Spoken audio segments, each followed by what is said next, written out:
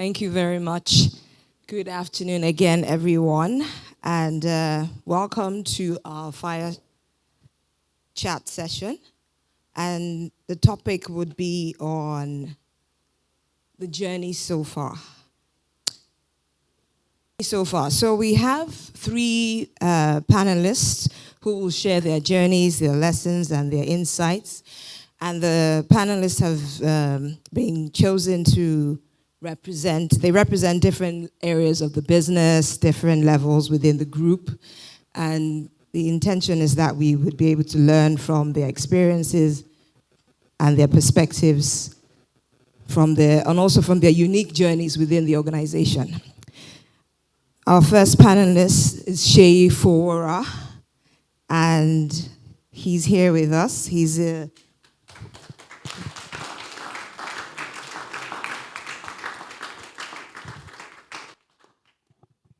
Sheyi Fowora is a business professional with over 21 years of diverse experience in strategy, management, corporate planning and execution, opportunity maturation, business process optimization, project management, and ICT. And he's been supporting different organizations across the energy, banking, consulting, and telecommunication sectors. He is the asset manager responsible for managing and preserving the intrinsic business value of Oando Production and Development Company, OPDC, which is a subsidiary of Oando Energy Resources. Since Sheyi joined Oando, he's played a key role in driving major improvements, including the rollout of e-business suite, optimizing the downstream in order to deliver process implementing remote monitoring and control systems for upstream, midstream, and downstream oil and gas operations, and as well as the technology integration of ConocoPhillips Nigeria and OER. He's a graduate of chemistry, and he holds a master's degree in strategic business and information systems. Welcome, Sheyi.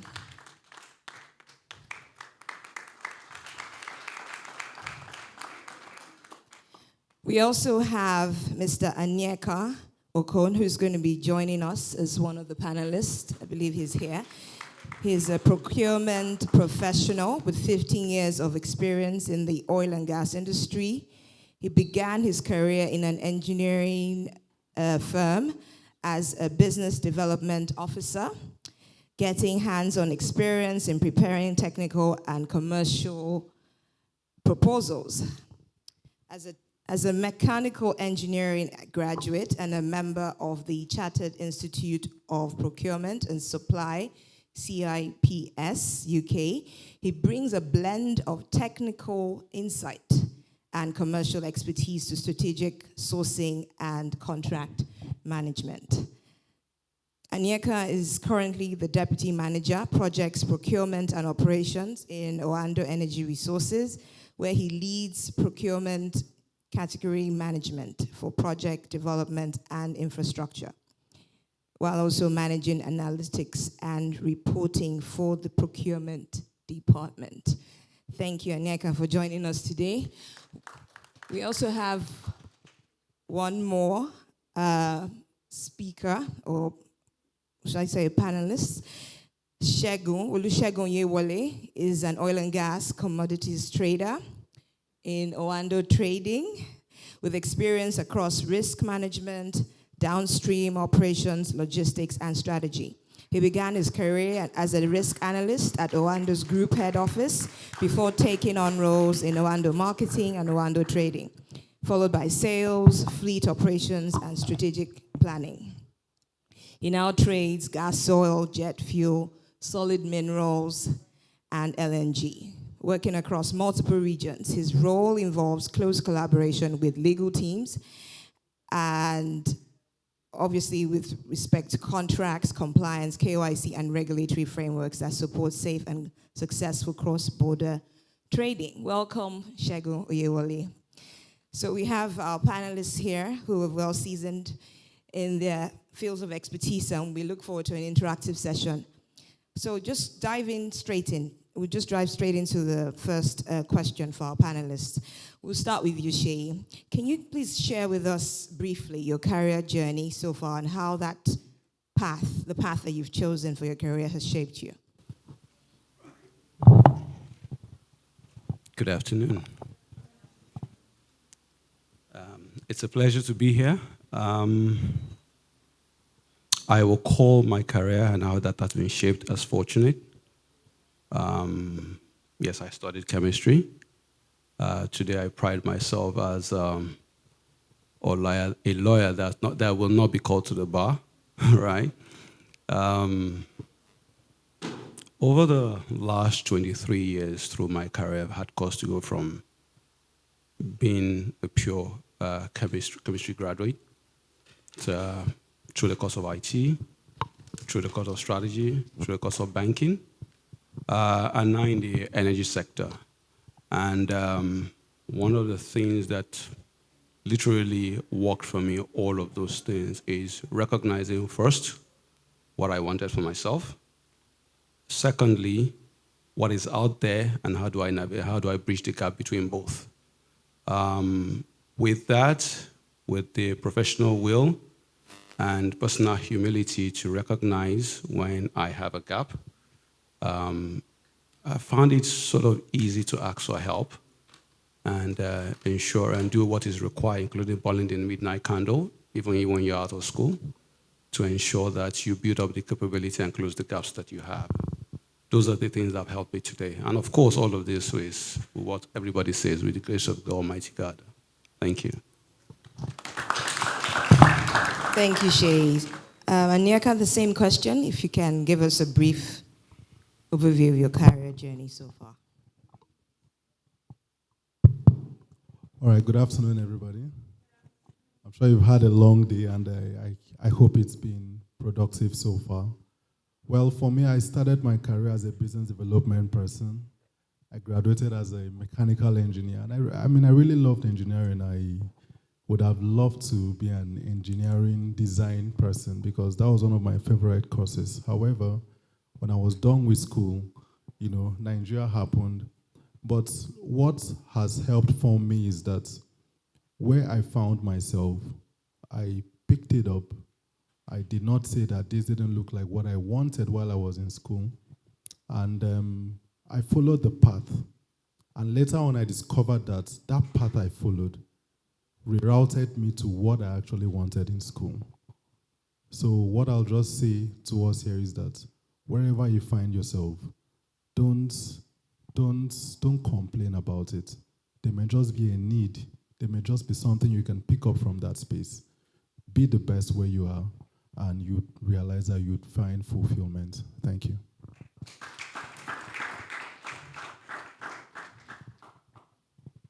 Thank you. Shagun, we would ask the same question. Hello, everyone.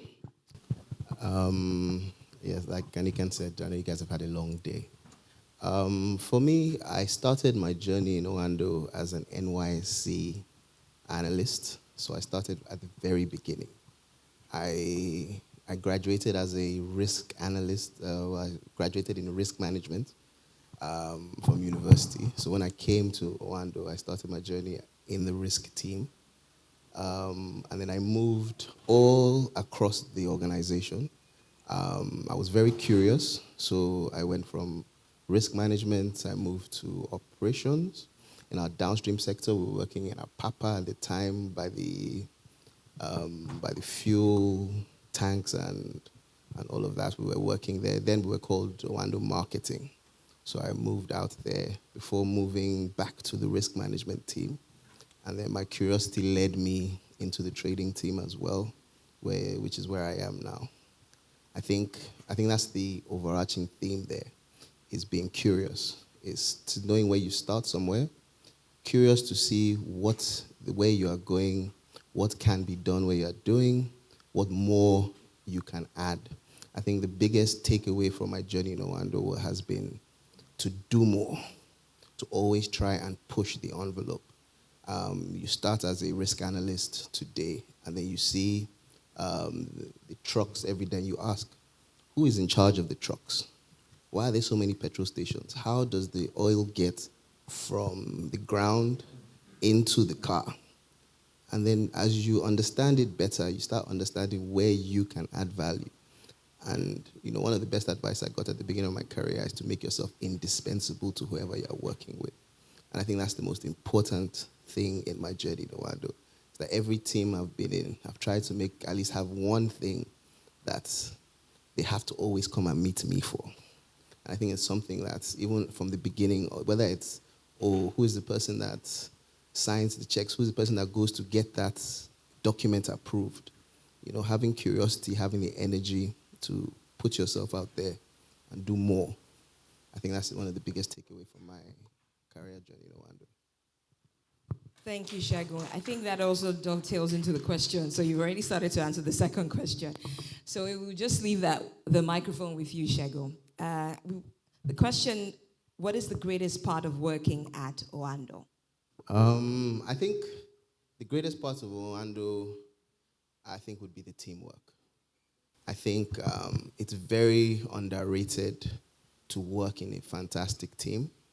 I think being part of a team is very important for your growth, especially at this level when you're starting your career. I think your contribution to the team should always be more than what you're trying to get out of the team. And the word is the sum of the parts is always greater than the whole, or I think it's the other way around. The whole is greater than the sum of the parts. And that's one of the key parts of being in Oando, that you always work with very intelligent people, but one intelligent person can't win the race. You have to have everybody in the team, to borrow an F1 expression. So I think that's one of the most important parts one of the best parts of working in Oando is the teamwork. Okay, thank you. Anyeka, what are your thoughts on that question?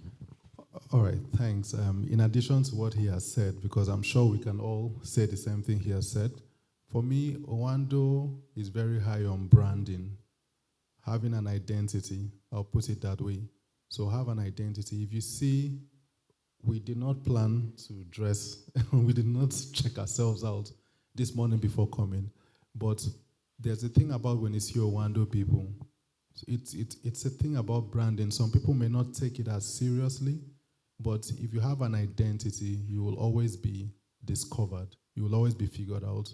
Someone can easily know. Identity is like your signature. So someone sees your signature somewhere and knows that this is you, even when you are not there. So Oando is very high on branding, and the identity is good. Thank you. Thank you, Anyeka.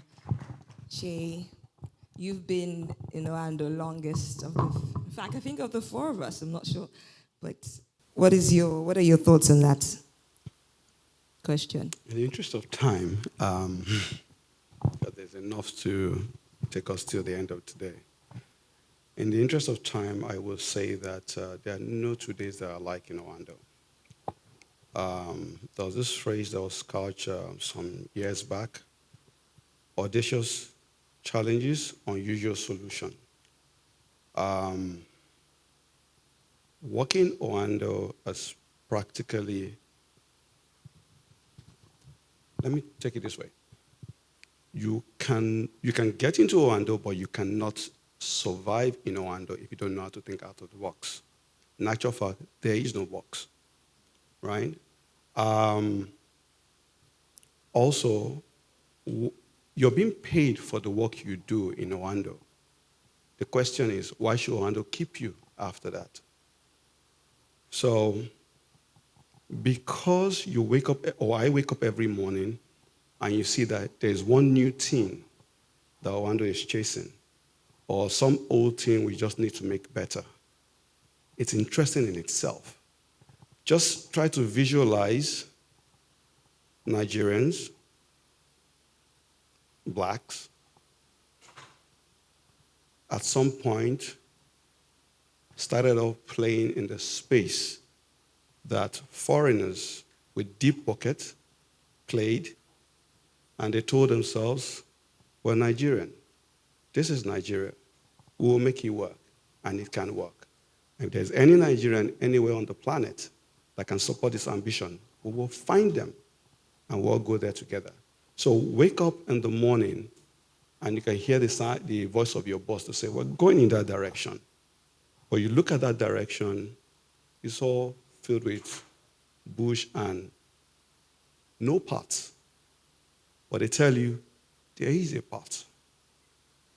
You know why there's a path? We will create that path. That is the most interesting thing in Oando.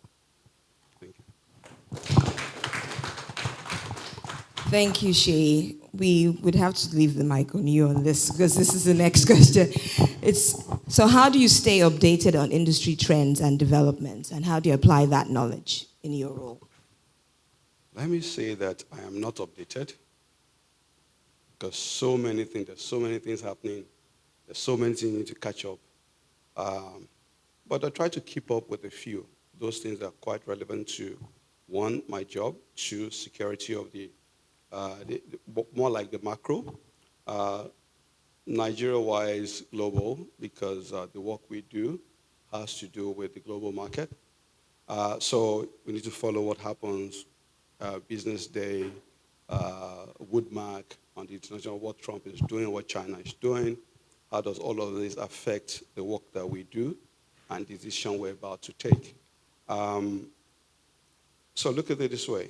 How many of you know that apart from Oando's acquisition of E&I, there was another company called, Ardell, Renaissance, Seplat? You have to look out there to know what's going on. The different transaction prices, which lawyers play a significant role in determining those things. Also, within the banking sector, how many of you know that Union Bank has recently partnered or acquired another bank, Providus in this case? These are things you need to get involved because if you need to go open a new account, right? Let's say in Providus, but they're going through a different process with Union Bank. You need to be aware of that to make certain decisions. I came across something last week, Nairametrics. And this is something that I believe a lot of us would have experienced. When you want to open an account, they tell you bring a bank reference, right? I mean, I need to know you, I need to know somebody who knows you and guarantee that I'm of good behavior. But one of the things that are being put together in front of CBN today is that, look, we can have NIN that literally identifies you across Nigeria. We can have SIM registration that places you across this location that NIN has put you and can say this was the last place you made a call. And you can have BVN, which can also create a behavior over how you transact. What other intelligence do you require? What other identity do you require? If you have a Nigerian passport, there's an INA need to that. So why do we need a reference? So that was something that I just put to CBN recently. And just by reading up and getting up to date, that's how I get to find out. And that keeps me going and helps shape some of my thoughts. Thank you very much. That's very insightful.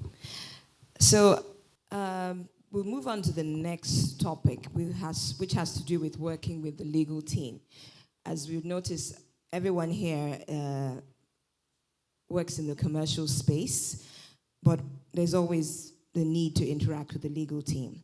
So Onyeka, starting with you, what would business teams typically value most when engaging with the legal team? And how do you think lawyers can deliver that value? Okay, so in most cases in transactions, particularly transactions the kind of transactions I'm involved in, for example, the moment it gets to legal, it is close to being a closed transaction. So at that point, most times you're pressed with time. So one value we can get, businesses get generally, is timely response. Then secondly is, beyond responding on time, it is also letting the people you are responding to understand the context of the response. So say for example, we're trying to sign a contract to acquire maybe an item, and there are some legal things surrounding that acquisition.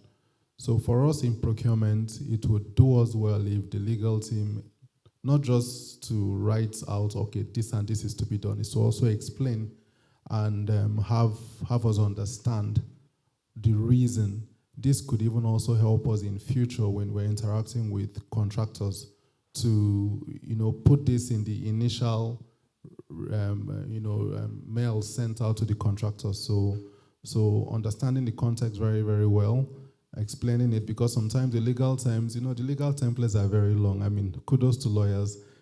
So to read through contract documents, they're quite long. So sometimes just summarizing it and letting us know, okay, this is the reason why we are saying A, B, C, D, E, would actually really, really help. So thank you. Thank you. But just to delve further, what do you typically value then from the legal team? I understand the bit that would help, obviously, which is what you've just said, but what do you value when engaging with the legal team on transactions? So in totality, we value protection. So what the legal team does is that there are certain things that you would not see, and if they don't tell you, you may expose the company, right? So the legal team will advise you and, in essence, protects you and protects the company as a whole. In summary, that's it. Okay. Thank you. And Shagun, same question. Okay. So I think Shay and Nikan have spoken well about this. I think to just give a different perspective here is to have an analogy. So imagine a business was a car. We generally see the legal team as the brakes, but that's not necessarily what the legal team is for us. They're more or less like our GPS. So like Anika said, you need protection. You need advice. So one of the best parts of the working with a strong legal team is to break down those complex terms so that they can be shared with everyone else. So you guys, as lawyers, you guys have the legal jargon, and now as a commercial person, I can't technically understand all the nuances and all the, the Latin that you guys bring out. But what the legal team does for us is that they give us the guide to keep moving. Like Shay had said earlier, in Oando, there's no. There's how do we do this? So you need a legal team that's capable of guiding us to the right spot, because there will always be dark areas in all parts of business that you're going to do, things that you don't know what you don't know. And sometimes you need to be, like Anika said, be protected. But sometimes you also need to be given advice that's practical. So it's not to say, no, we can't do this, no, we can't do that, or these are the things that you need to, these are the red flags that are in the transaction. But the advisory part of it, this is the solution. So providing solutions to complex problems is very, very important to working with our legal team. And without that, especially in an organization like Oando, where we have cross-country business, global businesses, as you know what's going on now around the world, different wars, different conflicts that are going on in different regions. And these different regions affect the businesses that we're doing. So having a legal team that allows us to navigate all those landmines without running into any trouble will allow us to do effective business and grow. So I think that's one of the best parts of working with the legal team in Oando. All right, thank you everyone for those insightful answers. So I think one more question for you, Shay. Can you share an example where you've effectively partnered with the legal team to drive a successful outcome? I think that complements the questions we've just all answered. One example. I have to look through my mental library because I don't know if one will do justice. I'm sure there are several. One will do. I can. So before I go into that, the first thing that comes to mind is a certain lady's. One says, okay, first of all, what are you solving for? Right? each time I go to her, the first thing is, okay, I've heard you. What are you solving for? Then there's another part of that says, don't go looking for trouble. You people like looking for trouble. And what she means by you people like looking for trouble is I'm a commercial guy. I run a business. None of you want to run a business at a loss, right? So how do I ensure that I eat my cake, I have it, 1 + 1 remains 11 in a legal manner, right? So those are my reality now. In having to do that, there are contracts I need to put in place, right? There are times that I've gone ahead to do things or quote legal sections, and I come back and report myself to a legal team that, by the way, I've done this. You guys go find a way to fix it, right? But to your point, so imagine a situation where you have a right to something, and you've been told that it's possible, regulatory-wise, and my neighbor, who was invited to come and dine with me, is saying, I'm not going to eat my own food, right? This time around, in this particular instance, our lawyers, legal, was saying, we tell you not to go and look for trouble, but these ones, we will fight this one, all right? And we're having to do that to ensure that everything, every step we need to take to ensure that we succeed, right, they have provided. At different time zone, actually one of them had, just for the record, right? That's to let you know how effective they have provided that support. So I try not to disclose the actual transaction, is why I went this way, but we're still in arbitration on that. And every now and then, they keep me updated on what the court process is, what the arbitration is saying, what are the other measures that we can utilize to ensure that we come out clean and we are successful. So that's one. The others, transactions here and there, sleepless night. Yes, plenty. Thank you. Anyeka, so this is for you. What's the most memorable or challenging experience you've had working with the legal team? And what did you learn from it? Okay. It's difficult to pick one because we've actually had to interface on a number of contracts. So there was this particular instance, for confidentiality's sake, I may not give too much information. There was this particular instance, and there's a project I'm handling where we are supposed to close out a number of processes within a stipulated time. And there was this category of contracts that we call them clusters, right? So it was signed in a different way, not the regular pattern, and for me as a project lead, that signing the clusters was going to give us a lot of numbers at once. But signing the cluster was a challenge because the cluster was structured in a way that was not ordinary, right? So I had a discussion with Jumoke, my very good friend, and eventually they were able to figure out a way to get that done. Why I say it may not have been the most challenging, but the reason why I pick it was that it was going to give quick wins for what we're trying to achieve, and it was going to push us and give us a good representation of what we were doing, of which we're able to close that out. So that I would say was the most challenging, and what I learned from it was that, like Sheyi said, there is no impossibilities here. There are no impossibilities here. So the legal team was able to figure that out, and today we'll have majority of those contracts signed. Thank you. Fantastic. So I think this question should still fall under what you've talked about. You talked about a difficult situation, in a sense. Can you share a time when you received feedback and how you grew from that difficult situation while working in Oando? Okay. I'm relatively new in Oando, so can I refer to one that was before Oando, if it's fine? Okay, if it would help Yeah, audience. it's going to help. So I worked as a consultant some time ago, and working as a consultant, you are pressed with delivering things within a very, very short time frame.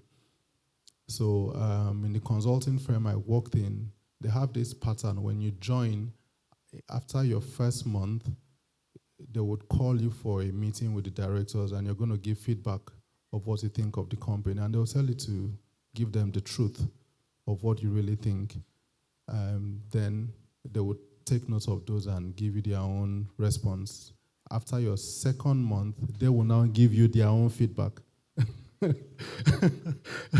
of what they think of you. And you know, and it was the first of its kind, still within the procurement structure, but different, because everything was done in an expedited manner. So there were some things I did not deliver as was supposed to be delivered, and they gave me a clear-cut feedback. It was one that was saying, okay, you've done this, that, right, but there are certain things that you need to improve on. And these were things that in the past I wasn't known to be lacking in those areas.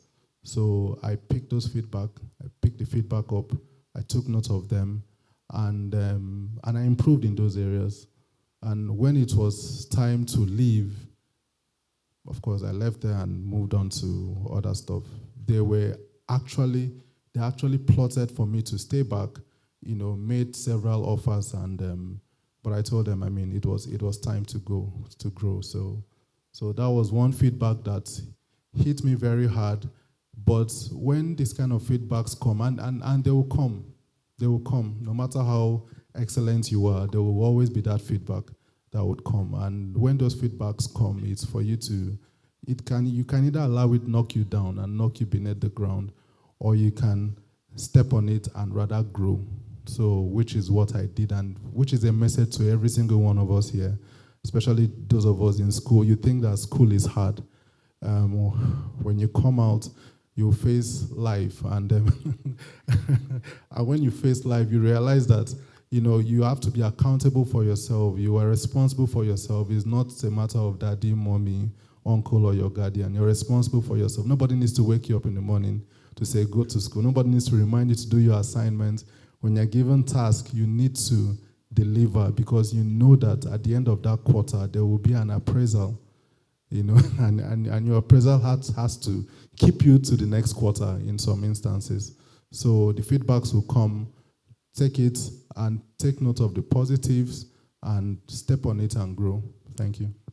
Thank you, Anyeka. That was very helpful. I think that also complements what was spoken of by the previous speaker about being humble. One of our speakers talked about that as very key in career development. So moving on to our next question, and this is relating to commercial awareness for lawyers. Our first speaker, Stella Drew, said, knowing the law is good, but understanding business is magic. And this is very important, or would I say very crucial when you're working in a company like Oando, or just working in the business space. I remember myself when I was seeking to go for a master's, and it was supposed to be a master's in maritime law. I got to the university, and at the last minute, I changed to business management, because I thought, okay, it's important to diversify, it's important to not limit yourself, and it also allows for you to appreciate. I already knew I was going to go in-house eventually, so I thought it would be important to appreciate the bigger picture and learn how to take calculated risk, so that you can add value to any organization. So back to the question now: how do you cultivate commercial awareness? And this, I would start with Shego. How do you advise to cultivate commercial awareness, and why is it crucial for in-house lawyers? Hello, can you hear me? Okay, I think commercial awareness essentially is understanding the business that you are working with. I think the most important part of, like I said earlier, the lawyers are our GPS.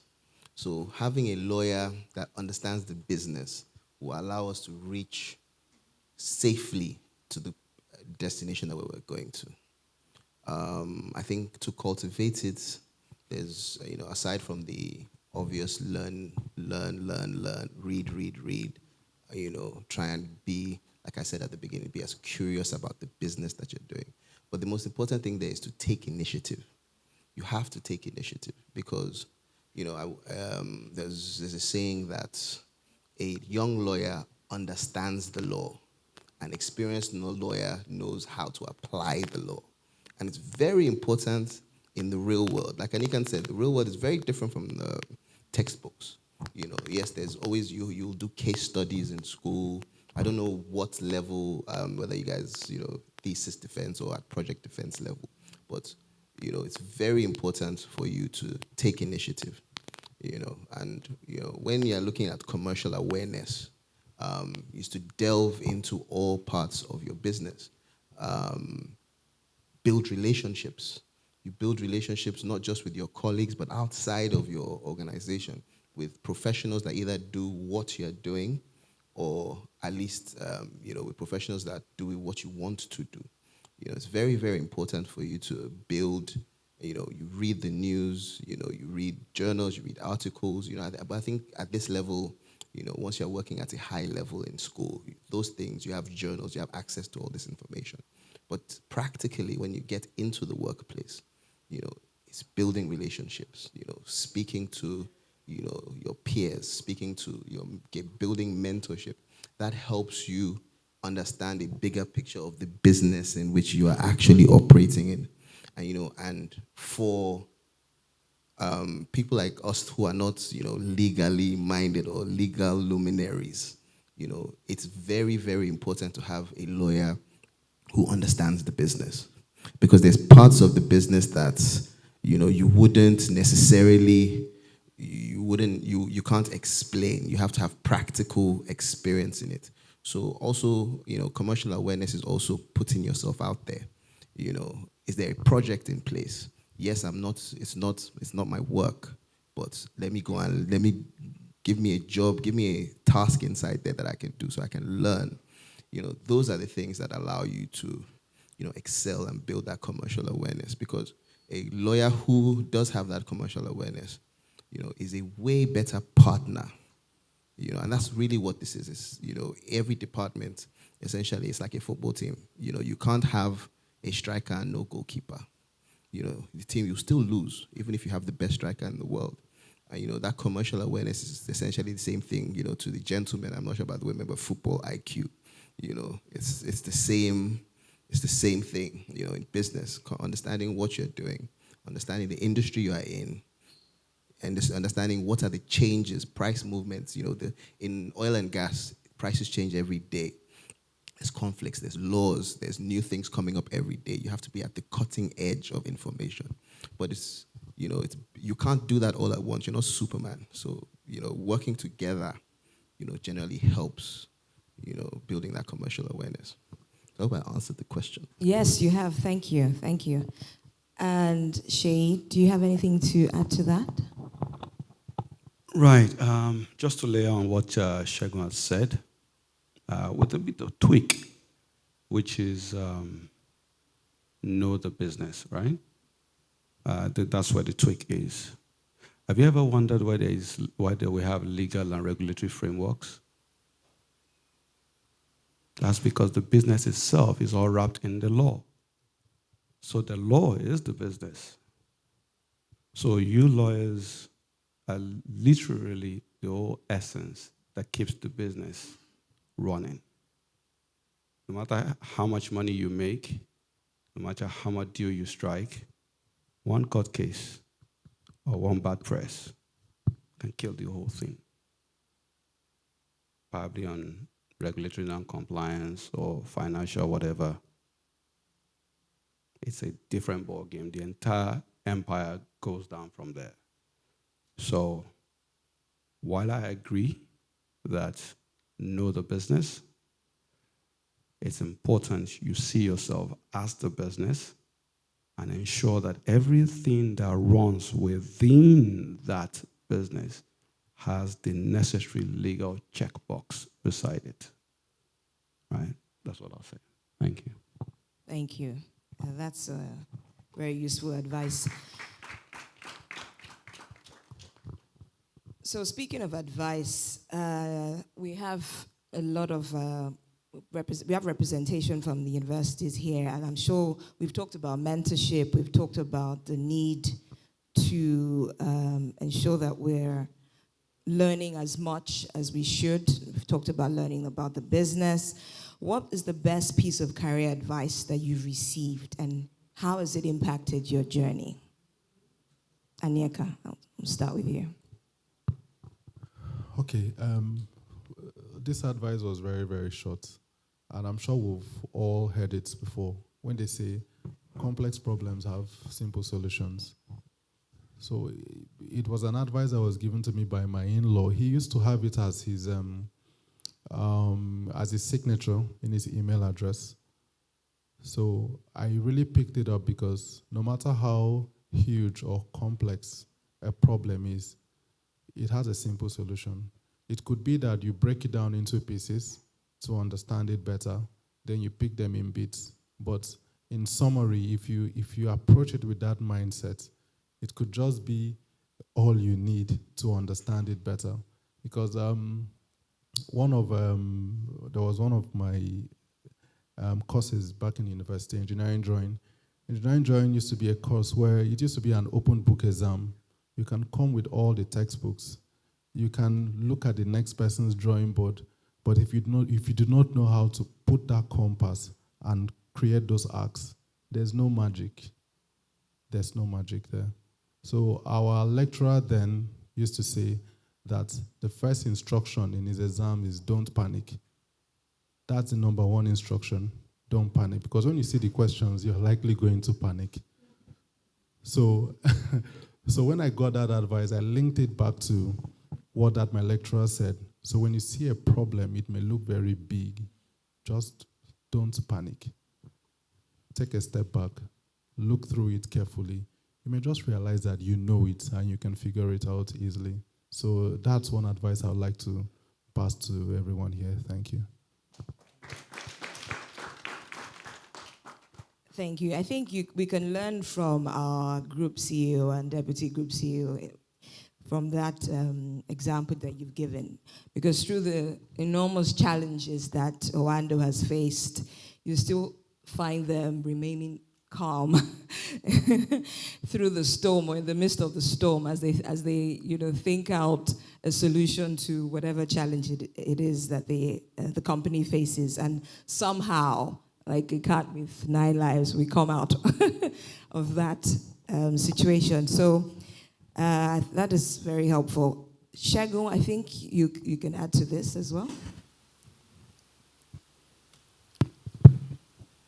So I think the best information, luckily for me, like I said, I started in Oando as an intern, so as a NYSC staff. So I think I was lucky to have been educated by quite a few people in the organization. I think one of the key information or key advice I got, was, like Anika had said, actually alluded to it, is keep it simple. If you can understand something well enough, you can explain it simply enough. Especially as a lawyer, as lawyers, you guys would generally have people who, you guys are natural orators. You guys talk, people can talk well. But then, it's one thing to have someone who speaks well, but everyone has to understand. So you are always called back to the table when you have a complex problem and you can explain it very simply. Oh, this is how we build this, blah, blah, blah, blah, blah. Some people will tell you all the technical things of it. And, it starts confusing people halfway through the explanation. But if you can understand something well enough, you can teach it to a child. And I think, so it goes both ways in terms of pushing you to understand or reach a higher level in terms of your understanding of whatever subject it is that you are doing. And then in explaining it simply, you know that's a good indicator of knowing that you understand whatever it is you're talking about. And then you can contribute like that.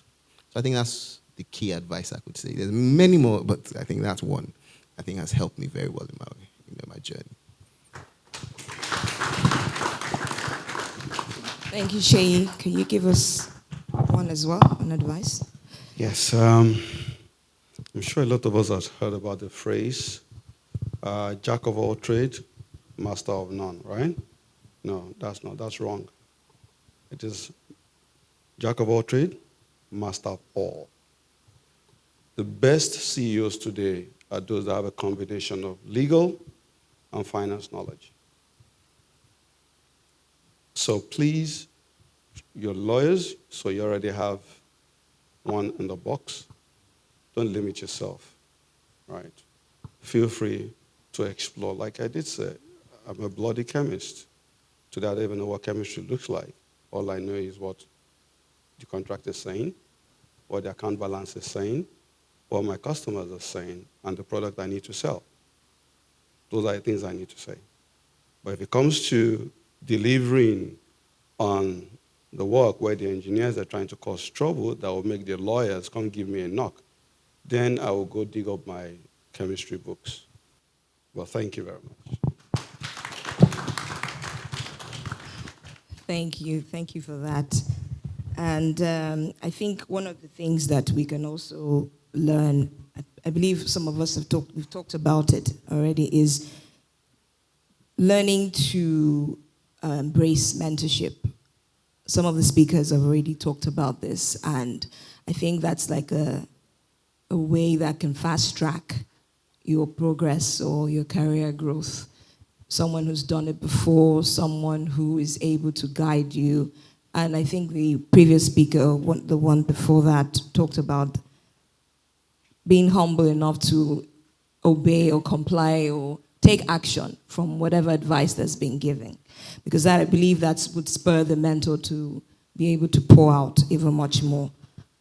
And one of the things that I think we can even take away, one of the panelists also alluded to this, is not to be afraid to take on challenges, because it's based on your perspective.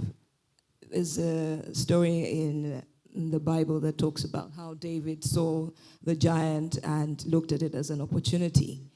Everyone else was afraid, and of course it was a giant. It's like looking at a challenge that looks very difficult, but he saw an opportunity. And it was also important that he had prepared beforehand.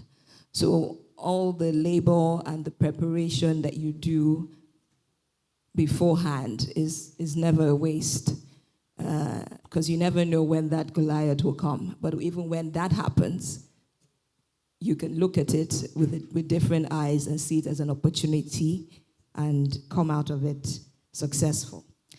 So I don't know if there are any final words from our panelists. I think we have spent some time on this subject. Any final words from any of our panelists?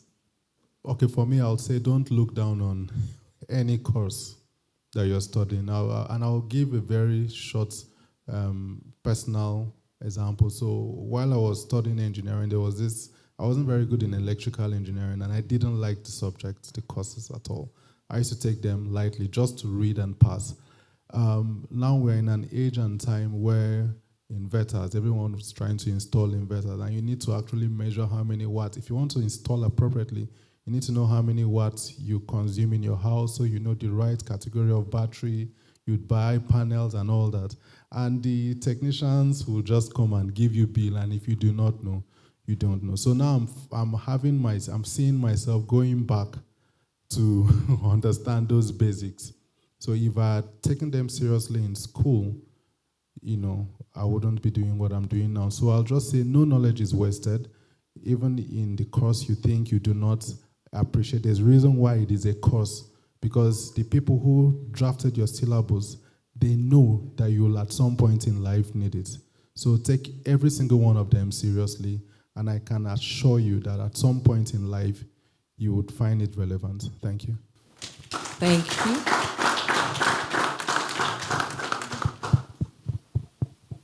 Shego, final words. I think final words would be to, like I said earlier, be curious. Learn. Don't pigeonhole yourself. There's no type of lawyer. There's critical thinking that the lawyers possess that we don't. So be curious. Try everything and anything. Don't say no to any kind of challenge. Be very curious. I think that's one of the most important things I think we can take away from this. Thank you. And on that note, we've come to an end to the Fire Chat. Thank you very much, everyone.